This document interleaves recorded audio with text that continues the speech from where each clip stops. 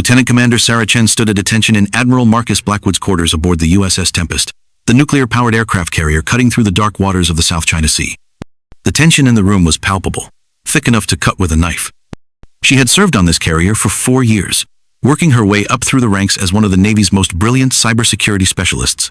But she had never seen the Admiral's face this cold. "Chen," Admiral Blackwood began, his voice carrying the weight of absolute authority, "your recent conduct has become problematic."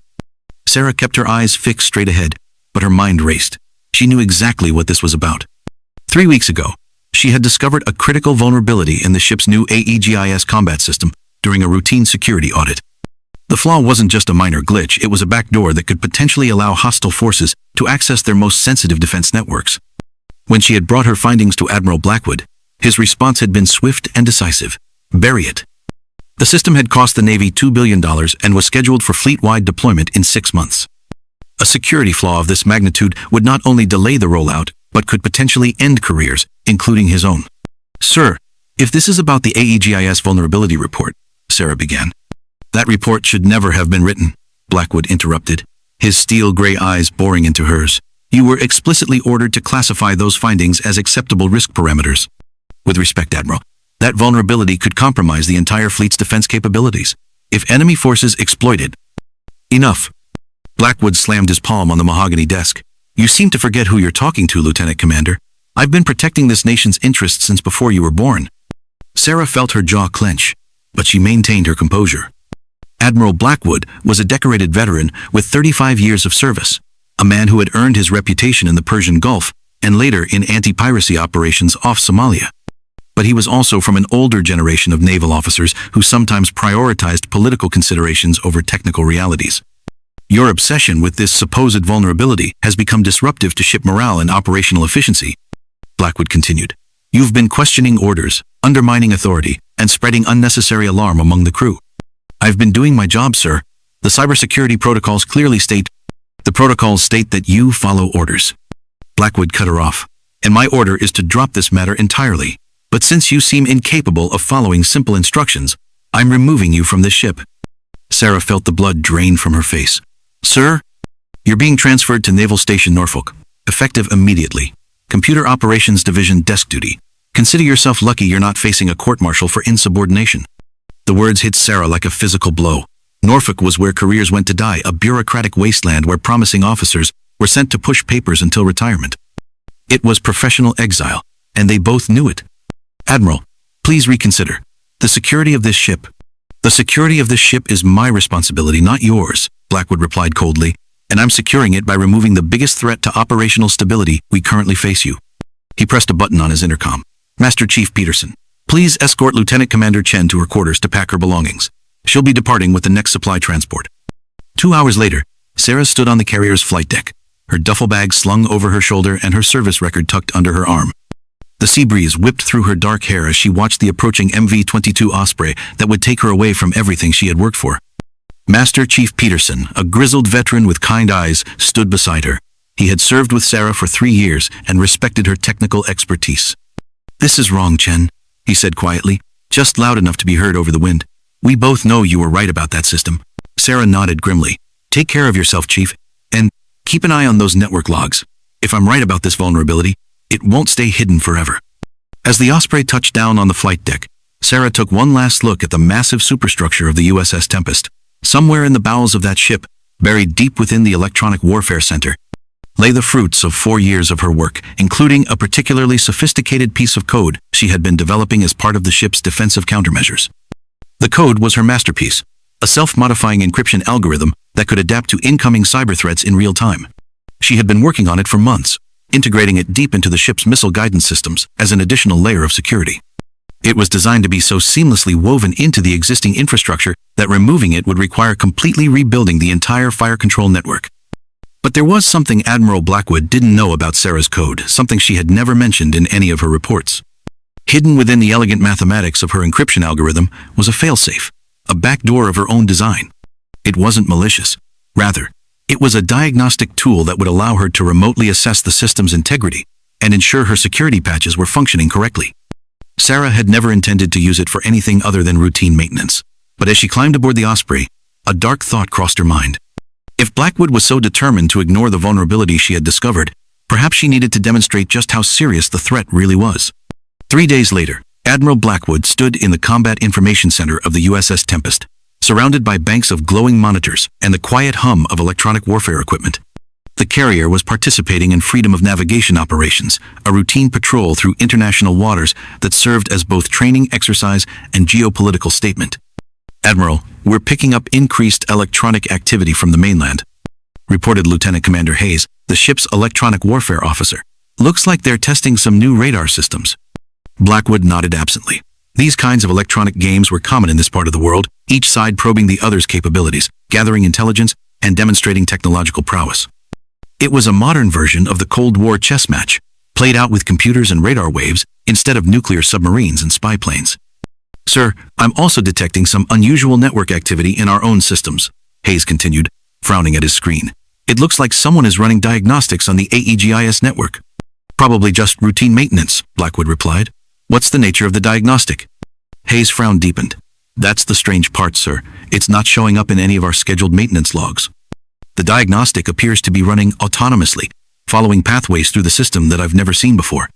A cold chill ran down Blackwood's spine. "Show me." Hayes pulled up a network topology display on the main screen. Green lines represented normal data flow, while red lines indicated active diagnostic processes. The screen was crisscrossed with red pathways, creating a complex web that seemed to pulse with electronic life. "Sir, this diagnostic is incredibly sophisticated," Hayes said, his voice tight with concern. "It's not just checking system integrity, it's actually mapping our entire defensive network. Firewall configurations, encryption keys, access protocols, everything." Blackwood stared at the screen, his mind racing. "Can you trace the source?" "That's the problem, sir. The diagnostic appears to be coming from inside our own system. It's using legitimate authentication codes and following authorized pathways. But the signature, it's unlike anything in our standard software library." "Sir," another technician called out from across the room, "I'm showing unauthorized access to the missile guidance systems. Someone is running active diagnostics on the Tomahawk targeting computers." The pieces suddenly clicked together in Blackwood's mind. "Chen," he whispered, the name escaping his lips like a curse. "Sir?" Hayes looked confused. "Lieutenant Commander Chen. She's the only one who could have written code this sophisticated. Somehow, she's still in our system." Blackwood's hands clenched into fists. He had underestimated Sarah Chen, dismissed her as just another insubordinate officer who couldn't accept the realities of military politics. But she was far more dangerous than he had realized. She was a genius with the skills to back up her convictions. "Can we shut it down?" Blackwood demanded. Hayes worked frantically at his console. "I'm trying, sir, but the code is adapting to my countermeasures. Every time I block one pathway, it finds 3 others. It's like it's learning from our responses." "Sir, we have a bigger problem," the missile technician called out. "The diagnostic has gained access to our fire control systems. I'm showing active targeting solutions being generated automatically." On the main display, a tactical map appeared, showing the carrier's position relative to the mainland coast. Bright red crosses marked potential targets, military installations, radar sites, and communication facilities. As they watched, the targeting data updated in real time, calculating optimal strike patterns and missile flight paths. "Jesus Christ," Blackwood breathed. "She's demonstrating that she could launch our own missiles against hostile targets without our authorization." But even as he said it, Blackwood realized the true horror of the situation. Sarah wasn't just showing them what she could do to enemy targets, she was showing them what enemy hackers could do to their own systems if they exploited the vulnerability she had tried to warn them about. "Admiral, incoming message on the command frequency," reported the communications officer. "It's encrypted with your personal authentication codes. Put it through." Sarah Chen's voice filled the Combat Information Center, calm and professional despite the chaos she had unleashed. "Admiral Blackwood, I assume you're watching your displays right now." "Chen? What the hell do you think you're doing?" Blackwood roared. "I'm doing exactly what I tried to explain to you 3 weeks ago, sir. I'm demonstrating the vulnerability in our AEGIS system. The code you're seeing right now isn't some foreign cyber attack. It's my own diagnostic program, running through the same backdoor that I discovered during my security audit." The implications hit Blackwood like a sledgehammer. If Sarah could access their systems this easily, so could enemy hackers. The vulnerability she had tried to warn him about wasn't theoretical, it was real, immediate, and potentially catastrophic. "The targeting solutions you're seeing aren't random," Sarah continued. "They're based on actual intelligence data from your own classified databases. An enemy hacker with access to this backdoor wouldn't just be able to steal information, they could turn your own weapons against you." "Sir, I'm detecting multiple missile systems coming online," reported the weapons officer. his voice tight with panic. "The automated firing sequence has been initiated." Blackwood felt his blood turn to ice. "Can you abort?" "Negative, sir. The system is showing all manual overrides as offline. We've lost control of the missile batteries." On the tactical display, countdown timers appeared next to each of the red targeting crosses. 20 seconds. 19. 18. "Chen," Blackwood shouted into the communications system. "Stop this madness." "I'm afraid I can't do that, Admiral. The system is now running autonomously, following the same protocols that an enemy hacker would use. The only way to stop it is to implement the security patches I recommended in my original report." 17. 16. 15. "Those patches would require taking the entire AEGIS system offline for weeks," Blackwood protested. "Yes, sir. That's exactly what I told you 3 weeks ago. The choice was to fix the vulnerability properly or risk losing control of your weapon systems entirely. You chose to ignore the risk." 14. 13. 12. Blackwood's mind raced through his options. He could order an emergency shutdown of all ship systems, but that would leave them defenseless in potentially hostile waters. He could try to physically disconnect the missile systems, but that would require sending teams into sections of the ship that might be sealed off if the ship went to battle stations. 11. 10. 9. "Chen, I need you to stop this. People's lives are at stake." "No lives are at stake, Admiral. I've programmed the targeting solutions to aim at uninhabited coordinates, empty ocean about 50 miles from any populated areas. The missiles will splash harmlessly into the sea, but if this were a real enemy attack, those missiles would be aimed at our own naval bases, our own cities."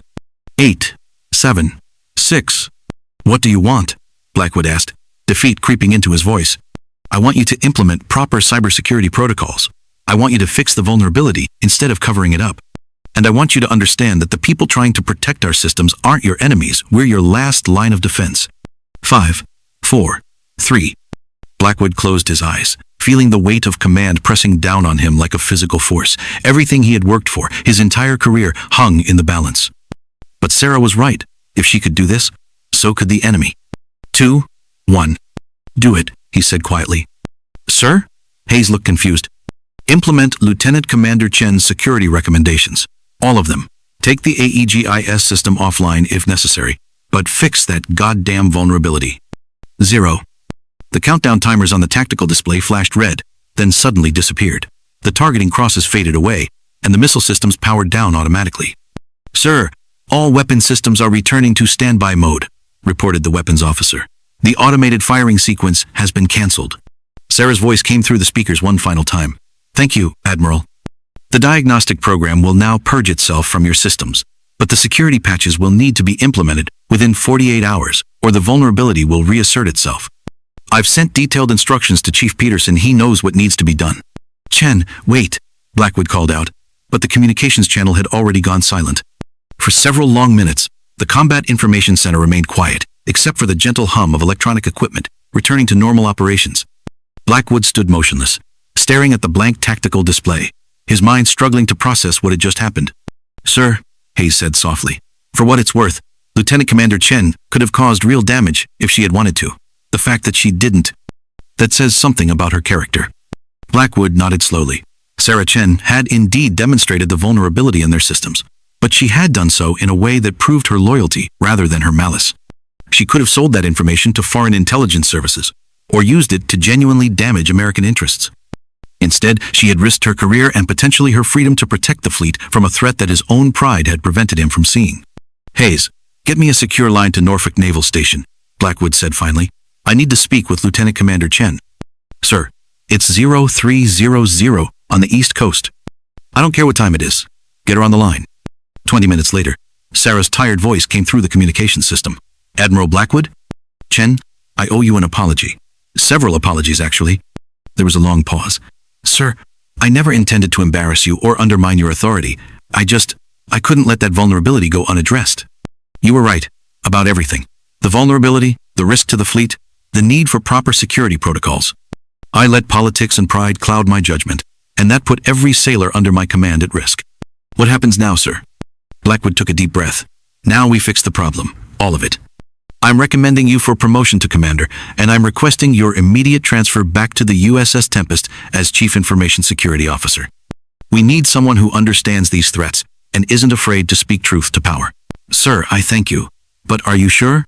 This is going to require a complete overhaul of the AEGIS system." It's going to be expensive, time-consuming, and politically messy. Let me worry about the politics, Commander. Your job is to keep our system secure. And Chen? Yes, sir? Next time you discover a critical vulnerability, I promise to listen. Really listen. The security of this fleet is too important for ego or politics. Understood, sir. I'll be ready to return to duty as soon as transportation can be arranged. As Blackwood ended the communication, he looked around the Combat Information Center at the faces of his crew. They had witnessed something extraordinary, not just a demonstration of their system's vulnerability, but a lesson in the importance of listening to expertise over ego. Master Chief Peterson approached him, holding a tablet computer. Sir, Lieutenant Commander Chen's security recommendations are quite extensive. Implementing them is going to require significant resources and time. Blackwood took the tablet and scrolled through the detailed technical specifications. Sarah had clearly spent months developing comprehensive solutions to not just the vulnerability she had discovered, but dozens of other potential security risks she had identified. Chief, how long would you estimate for full implementation? Peterson scratched his grizzled chin. With the right personnel and resources, maybe 6 weeks. But sir, this is going to require cooperation from multiple departments, and some of these changes will affect daily operations. Then we'd better get started, Blackwood replied. And Chief, make sure every department head understands that these security upgrades are not optional. They're as critical to this ship's mission as any weapon system we carry. As the USS Tempest continued its patrol through the dark waters of the South China Sea, Admiral Blackwood reflected on the events of the past few hours. He had learned a hard lesson about the changing nature of modern warfare, where the greatest threats might not come from enemy missiles or torpedoes, but from invisible attacks through cyberspace. Sarah Chen had demonstrated that the most dangerous enemy might not be the one you could see on radar, but the one who could turn your own systems against you. More importantly, she had shown him that the people working to defend against such threats deserve to be heard, respected, and supported, even when their warnings were inconvenient or politically problematic. The next morning, Blackwood convened a meeting of his senior staff to discuss the implementation of Chen's security recommendations. As he looked around the conference table at his officers, he realized that this incident had fundamentally changed how he viewed cybersecurity and the people responsible for it. Ladies and gentlemen, he began, yesterday we learned that our most sophisticated weapon systems could be turned against us by a single individual with the right knowledge and access. Today, we begin the process of ensuring that never happens again. 3 days later, Lieutenant Commander Sarah Chen stepped off a transport aircraft onto the deck of the USS Tempest, her promotion insignia gleaming in the morning sunday. Admiral Blackwood was there to greet her personally, along with Master Chief Peterson and the senior staff.